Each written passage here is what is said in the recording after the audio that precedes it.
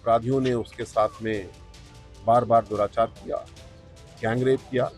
ये अत्यंत गंभीर घटना है। योगी जी के नेतृत्व में मैं एटीएस में था तो यही मुरादाबाद में तमाम आतंकवादियों का इलाज हम लोगों ने किया। ये अपराधी किस खेत की मूली हैं, इनका इलाज बहुत सख्ती के साथ में हो गई। जो घटना हुई दुर्भाग्यपूर्ण है, उससे हम लोग उद्वेलित हैं और दंडित तो करेंगे ही, लेकिन बेटी का एक नया रास्ता हम लोग को निकालना है। इस प्रकार दंड भी देना है और साथ साथ विकास का रास्ता भी खोलना है। मुरादाबाद में दलित नाबालिग लड़की के साथ हुए गैंगरेप के मामले पर अब योगी सरकार का रुख सख्त होता दिखाई दे रहा है। यहां दलित किशोरी के साथ हुए गैंगरेप की दिल दहला देने वाली वारदात के बाद मामले पर सियासत भी तेज हुई। विपक्षी पार्टियों ने सूबे की सरकार को इस मुद्दे पर घेरा। इसके बाद आज यूपी के जनजातीय कल्याण राज्य मंत्री असीम अरुण मुरादाबाद पहुंचे और पीड़िता के परिवार के साथ उन्होंने मुलाकात की। वहीं परिवार के साथ मुलाकात के बाद असीम अरुण ने मीडिया से बात, क्या कुछ उन्होंने इसके बाद कहा, सुनिए। मुरादाबाद में एक गंभीर घटना हुई जिसमें कि अनुसूचित समाज की एक बच्ची, उसका अपहरण हुआ। लगभग 2 माह उसको बंधक बना के रखा गया। अपराधियों ने उसके साथ में बार बार दुराचार किया, गैंगरेप किया। ये अत्यंत गंभीर घटना है।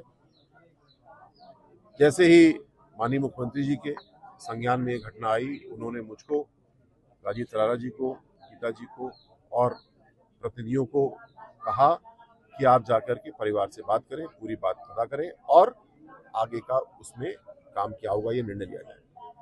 2 काम होने, जिन अपराधियों ने ऐसा दुराचार किया है, ऐसी घटना की है, उनको कानून सबक सिखाएगा। ऐसा सबक सिखाएगा कि किसी की हिम्मत ना हो कि किसी बेटी की तरफ आंख उठा के देख पाए। जो बेटी है उसके माता पिता नहीं है, यानी अनाथ है, गरीब है। जो गरीब है, अनाथ है, आपकी सरकार सबसे पहले उनके साथ खड़ी है।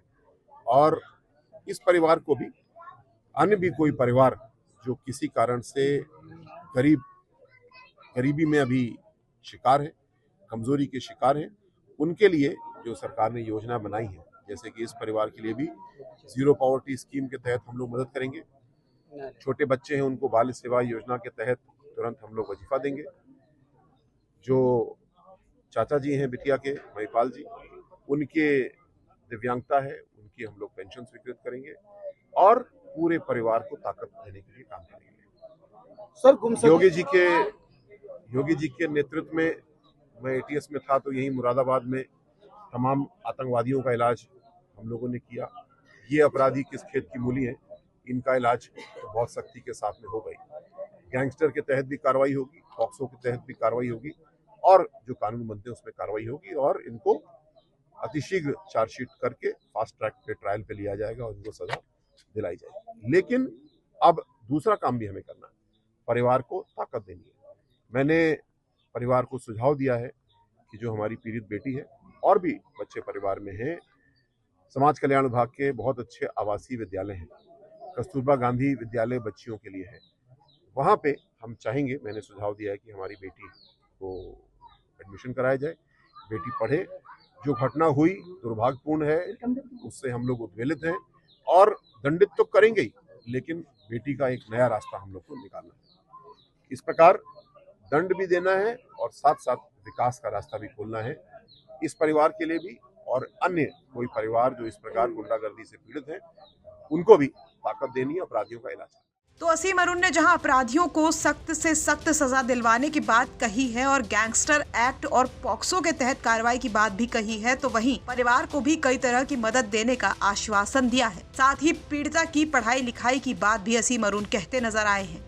बता दें कि मुरादाबाद के भगतपुर थाना इलाके से एक दलित समाज की नाबालिग लड़की के अपहरण और 2 महीने तक दुष्कर्म का मामला सामने आया था। आरोप 4 मुस्लिम युवकों सलमान, जुबैर, राशिद और आमिर पर है, जिसमें से 3 को पुलिस ने गिरफ्तार कर लिया है। पीड़िता की चाची की शिकायत पर 4 लोगों के खिलाफ पॉक्सो एक्ट और SC/ST एक्ट समेत कई धाराओं में केस दर्ज किया गया था। वहीं एक फरार आरोपी जुबैर की तलाश पुलिस के द्वारा की जा रही है। मुरादाबाद से जगत गौतम की रिपोर्ट, यूपी तक।